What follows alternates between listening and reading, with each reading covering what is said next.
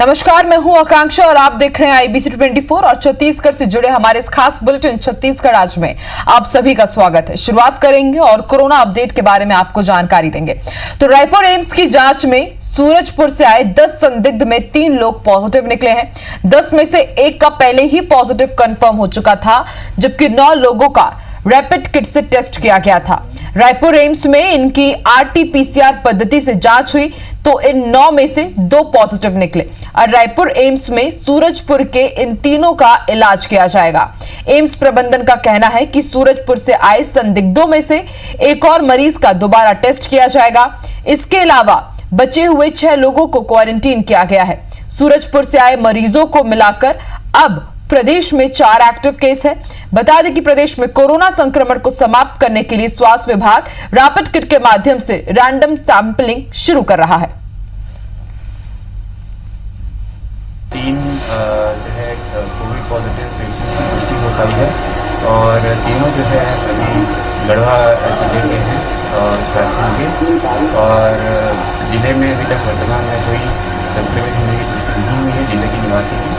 और ये अभी एहतियात के लिए वहाँ पे जो है पर्याप्त जो है तैयारी कर ली गई है और सभी जो अधिकारी कर्मचारी हैं उनका भी टेस्ट कराया गया है जो अभी तक नेगेटिव आया है।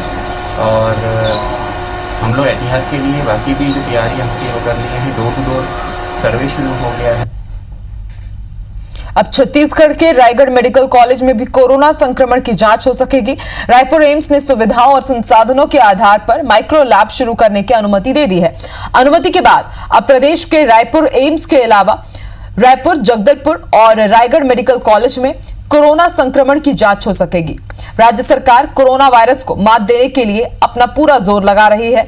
वहीं कोरोना संक्रमण मरीजों का तत्काल उपचार के लिए अस्पतालों की संख्या में भी बढ़ोतरी कर रही है।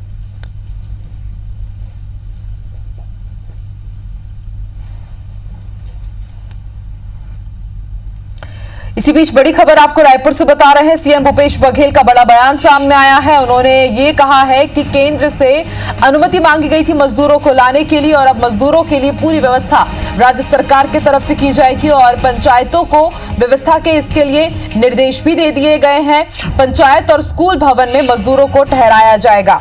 तो लगातार पूरे राज्य के मजदूर ये इंतजार कर रहे हैं जो दूसरे राज्यों में फंसे हुए हैं कि कब उन तक मदद पहुंचाई जाएगी। और अब सीएम भूपेश बघेल का बड़ा बयान आया है कि मजदूरों के लिए पूरी व्यवस्था राज्य सरकार की तरफ से की जाएगी। पंचायतों को व्यवस्था करने के निर्देश दे दिए गए हैं। स्कूलों और भवनों में मजदूरों को ठहराया जाएगा। छत्तीसगढ़ के मजदूरों को लाने के लिए हमने भारत सरकार से पहले अनुमति मांगी थी, लिखित में भेजा था। और उसके बाद जो भी मजदूर यहाँ आ रहे हैं उसके रहने के खाने की व्यवस्था सरकार की ओर से होगी। सभी पंचायतों को निर्देशित कर दिया गया है कि जिस पंचायत के भी लोग हैं उसे स्कूल में या पंचायत भवन में वहाँ रखें और 14 दिन तक के उनके भोजन नाश्ता की व्यवस्था भी वहाँ उनकी की जाएगी। और ज्यादा जानकारी के लिए बात करेंगे हमारे सहयोगी सौरभ सिंह परिहार से। सौरभ, सीएम भूपेश बघेल का बड़ा बयान सामने आया है। उन्होंने कहा है कि अब दूसरे राज्यों में जो मजदूर फंसे हुए हैं उनकी पूरी व्यवस्था कर रही है राज्य सरकार। जी बिल्कुल, मुख्यमंत्री भूपेश बघेल ने अभी यह बयान दिया है। उन्होंने बताया कि केंद्र सरकार से अनुमति मांगी गई थी और लिखित में इसकी जानकारी भी दी गई थी। प्रधानमंत्री नरेंद्र मोदी से जब पिछले दिनों वीसी हुई थी तब भी इस मांग को रखी गई थी और जिस तरीके से कल देखा गया कि भारत सरकार ने आदेश जारी किया जिसके तहत जो मजदूर हैं, छात्र हैं, श्रद्धालु हैं, वो जो है अपने अपने स्टेट जो है आ सकते हैं, लेकिन सरकार को, राज्य सरकार को इसकी व्यवस्था करनी होगी और वो व्यवस्था है कि बस से जो है ले जाया जा सकता है। फिर आज मुख्यमंत्री भूपेश बघेल ने कहा है कि राज्य सरकार उन मजदूरों की पूरी व्यवस्था करेगी। सभी पंचायतों को निर्देश दे दिए गए हैं कलेक्टर के माध्यम से कि वहाँ के जो सरकारी स्कूल है और जो पंचायत भवन है वहाँ पे पूरी तरीके से व्यवस्था की जाएगी इन मजदूरों के रहने और खाने की, और जो 14 दिनों तक क्वारंटाइन रहेगा वहाँ पर चिकित्सा सुविधा भी उपलब्ध रहेंगे। ठीक है, शुक्रिया सौरभ पूरी जानकारी के लिए। वहीं मुख्यमंत्री भूपेश बघेल ने आज वित्त विभाग की समीक्षा बैठक भी ली। इस दौरान मुख्य सचिव आरपी मंडल और विभागीय अधिकारी भी मौजूद थे। मुख्यमंत्री भूपेश बघेल ने लॉकडाउन के दौरान आर्थिक चुनौतियों पर अधिकारियों से विस्तृत चर्चा की। वहीं आर्थिक चुनौतियों से निपटने के लिए अभी से तैयारी करने की बात भी मुख्यमंत्री ने अधिकारियों से कही है। मुख्यमंत्री भूपेश बघेल रोजाना विभिन्न विभागों की समीक्षा कर रहे हैं और विभागीय मंत्री और अधिकारियों को बेहतर कार्य योजना के निर्देश दे रहे हैं ताकि लॉकडाउन की वजह से राज्य की आर्थिक स्थिति बेहतर बनी रहे।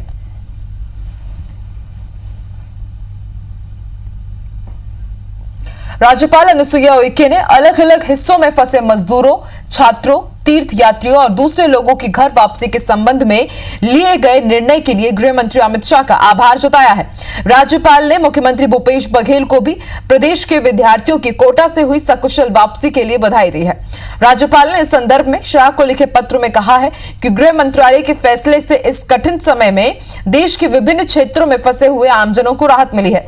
राज्यपाल ने सीएम को भेजे पत्र में लिखा है कि जैसे राजस्थान के कोटा में फंसे छात्रों की वापसी हुई है, वैसे ही राज्य सरकार के प्रयास से विभिन्न भागों में फंसे प्रदेश के श्रमिकों और अन्य नागरिकों को शीघ्र ही वापस लाया जाएगा।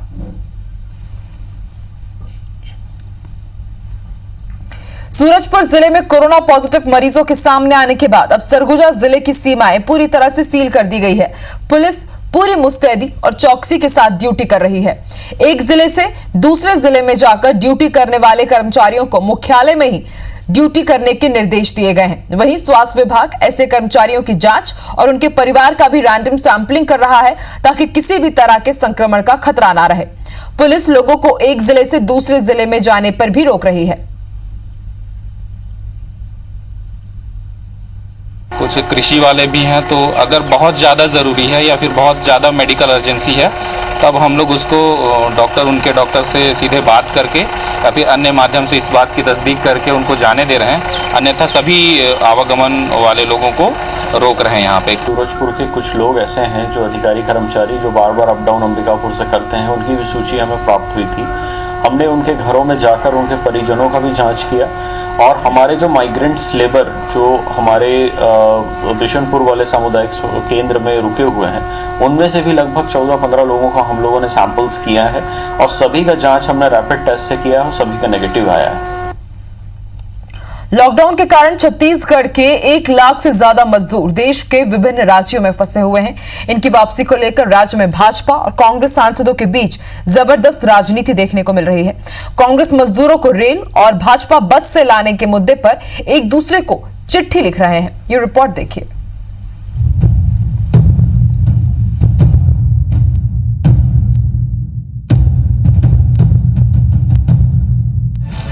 प्रवासी मजदूरों की वापसी के लिए राज्य की कांग्रेस भाजपा सांसद केंद्र राज्य सरकार से लगातार मांग कर रहे हैं, लेकिन दोनों की मांगों में अंतर और राजनीति साफ तौर पर नजर आती है।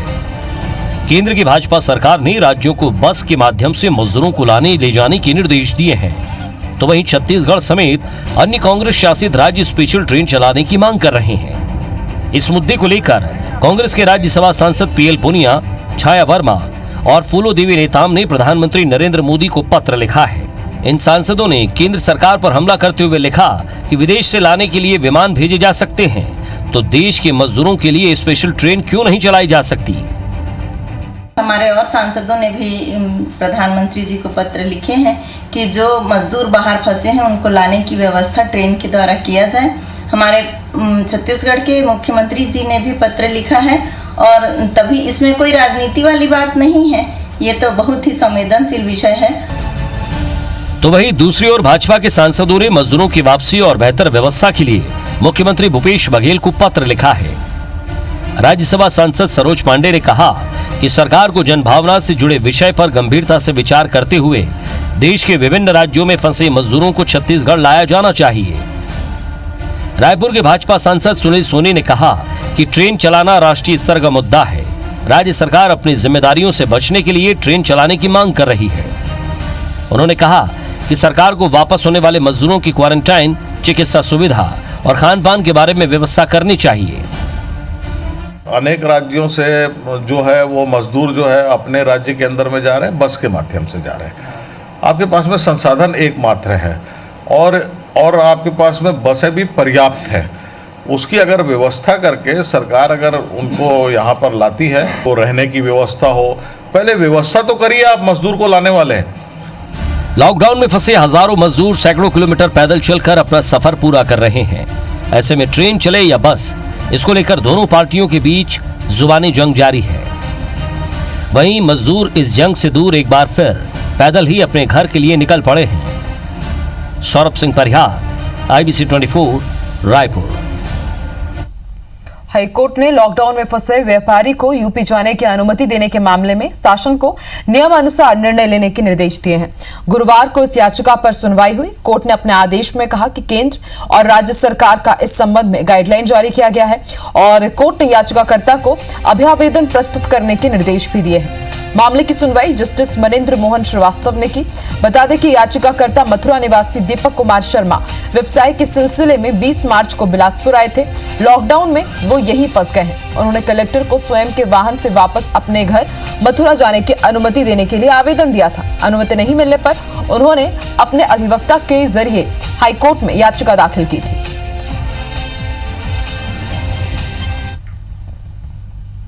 मध्य प्रदेश में कोरोना वायरस के बढ़ते मरीजों को लेकर कवर्धा कलेक्टर ने जिले को पूरी तरह से सील करने के आदेश दे दिए हैं। कवर्धा से होकर रायपुर जबलपुर नेशनल हाईवे गुजरता है। ऐसे में मध्य प्रदेश आने जाने का ये मुख्य मार्ग है। इसके अलावा पंडरिया से बजाज जाने वाला मार्ग भी एमपी से लगा हुआ है।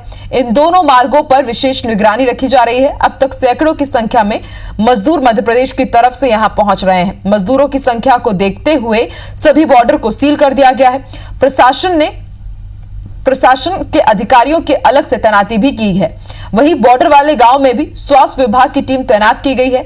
यहां के हॉस्टल को भी क्वारंटीन सेंटर बनाया गया है। अब तक 200 से ज्यादा लोगों को अलग अलग सेंटर में रखा गया है।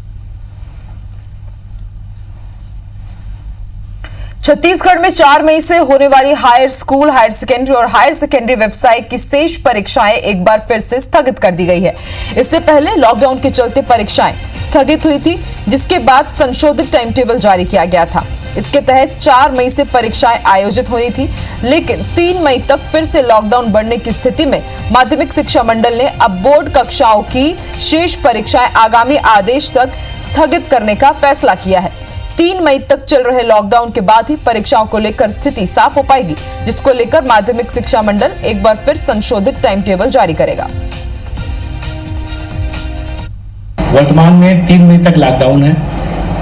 इसके मद्देनजर शासन ने निर्णय लिया है कि जो 4 मई से 8 मई तक परीक्षाओं के लिए संशोधित टाइम टेबल जारी किया गया था, वो तत्काल प्रभाव से स्थगित किया जाता है।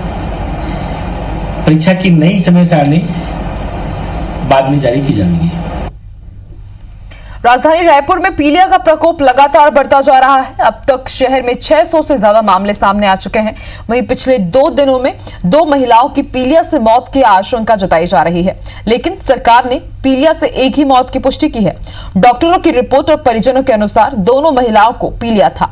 अस्पताल में लगातार इलाज के बाद भी इनकी तबीयत खराब होती चली गई और अंततः उनकी मौत हो गई।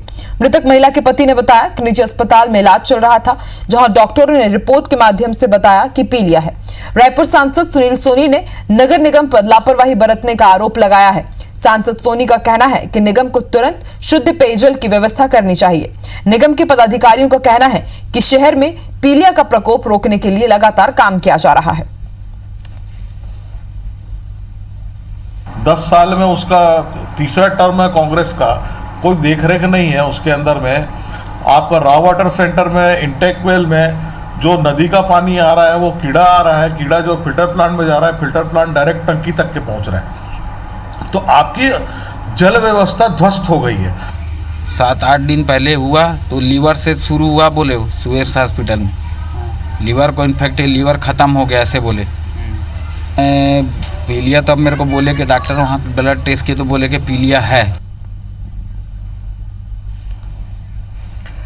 तो आपको बता देते हैं कि कोरोना मीटर क्या कुछ कह रहा है, कोरोना के आंकड़े दुनिया में कैसे हैं और इसके साथ ही भारत, मध्य प्रदेश, छत्तीसगढ़ में कैसे हैं, आपको हम ये अपडेट बता रहे हैं। सबसे पहले पूरी दुनिया की अगर बात की जाए तो मरीजों का आंकड़ा 32 लाख के पार पहुंच गया है, जिनमें से ठीक होने वाले की जो तादाद है वो भी लगातार बढ़ रही है। वहीं अगर मौत के आंकड़ों की बात करें तो 2,28,394 तक ये आंकड़ा जा पहुंचा है। देश का कोरोना अपडेट हम आपको बता रहे हैं। देश में कोरोना के 34,149 मरीज अब तक सामने आ चुके हैं। अब तक 8,784 मरीज ठीक भी हो चुके हैं। वहीं अब तक 1,120 लोगों की मौत हो चुकी है। मध्य प्रदेश की बात की जाए तो 2625 केस अब तक सामने आए हैं, जिनमें से 482 लोग ठीक हो चुके हैं। वहीं मौत का आंकड़ा 137 तक जा पहुंचा है। छत्तीसगढ़ का भी कोरोना अपडेट आपको बता दें। छत्तीसगढ़ में अब तक 40 मरीज मिले हैं, जिनमें से 36 मरीज पूरी तरह से ठीक हो चुके हैं और 4 मरीजों का इलाज जारी है। पूर्व मंत्री बृजमोहन अग्रवाल ने महात्मा गांधी के छत्तीसगढ़ के प्रथम आगमन के 100 वर्ष पूरे होने और श्रमिक दिवस पर प्रदेश में पूर्ण शराबबंदी की घोषणा करने के लिए सीएम भूपेश बघेल से आग्रह किया है। सीएम बघेल को पत्र लिखकर बृजमोहन ने कहा कि कोरोना के कारण प्रदेश में लॉकडाउन से शराब दुकानें बंद है।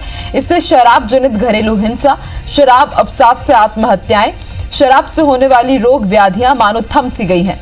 ऐसे में प्रदेश में पूर्ण शराबबंदी होनी चाहिए। ऐसे विचार प्रदेश भर के लोगों के भी हैं।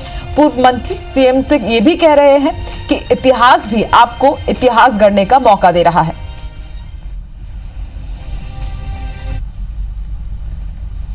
हाईकोर्ट ने दूसरे राज्यों से एमबीबीएस की पढ़ाई पूरी किए हुए छात्रों को छत्तीसगढ़ में पीजी कोर्स के काउंसलिंग में बैठने की अनुमति दे दी है। बता दें कि दूसरे राज्यों के एमबीबीएस छात्रों को छत्तीसगढ़ सरकार ने पीजी कोर्स में एडमिशन के लिए होने वाली काउंसलिंग में बैठने की अनुमति नहीं दी थी, जिसको कुछ डॉक्टरों ने इसको लेकर के हाईकोर्ट में याचिका दायर की थी। याचिका पर सुनवाई के बाद हाईकोर्ट ने छत्तीसगढ़ सरकार के फैसले पर अंतरिम रोक लगाते हुए दूसरे राज्यों से एमबीबीएस की पढ़ाई पूरी किए हुए छात्रों को छत्तीसगढ़ में पीजी कोर्स के लिए होने वाले काउंसलिंग में बैठने की अनुमति दे दी है। कोर्ट ने इन छात्रों को मेरिट बेसिस पर बैठने की इजाजत दी है। साथ ही कोर्ट ने राज्य सरकार के आर्थिक रूप से कमजोर वर्ग के छात्रों के लिए पीजी कोर्स में आरक्षित 10% सीटों पर होने वाली भर्ती पर भी अंतरिम रोक लगा दी है। मामले की अगली सुनवाई अब 3 हफ्ते बाद होगी।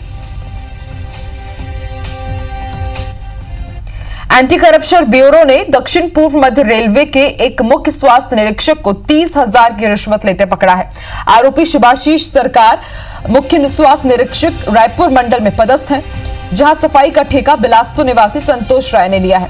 संतोष ने सफाई के बिल भुगतान के लिए मुख्य स्वास्थ्य निरीक्षक कार्यालय में 15,98,000 रुपए का बिल जमा कराया था। बिल पास करने के एवज में आरोपी ने 1,20,000 रुपए की रिश्वत मांगी। स्वास्थ्य निरीक्षक ने रिश्वत की मांग 3 किश्तों में की थी। परेशान ठेकेदार ने रायपुर एसीबी के एसपी से इसकी शिकायत की थी, जिसके बाद कार्रवाई कर ठेकेदार को रिश्वत की पहली किश्त 30,000 रुपए लेते पकड़ा गया। आरोपी पर रिश्वत लेने का मामला दर्ज कर लिया गया है। इससे पहले एसीबी ने केंद्र सरकार के भिलाई स्थित एक कर्मचारी के खिलाफ भी मामला दर्ज किया था।